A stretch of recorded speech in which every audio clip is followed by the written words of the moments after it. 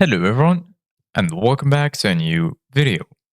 In this video, I'm gonna show you guys how to remove background on Gimp. So if you guys want to learn how to do it, just follow the steps that I'm gonna show you. As you can see guys, I'm right now on Gimp. So the first thing that you need to do guys is go to the top left corner and click on File.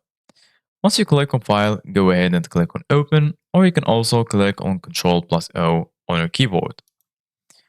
Once you click on Open, you're going to be right here in this menu. So now choose the image that you want to add to Gimp and then click on Open.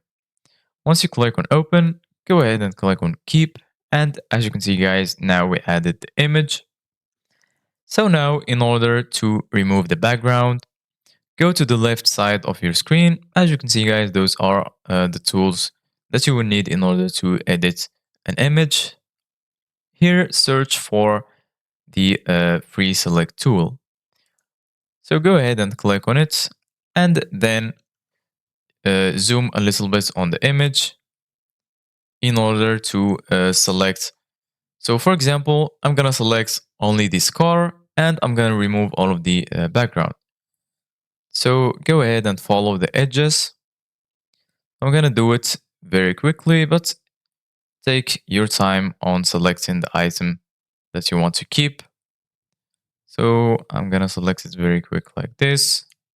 And as you can see guys, now the car is selected. Now what you need to do guys is go ahead and click on select and then you're gonna find an option saying invert. Click on invert and then the selection will be inverted. Now the background is selected.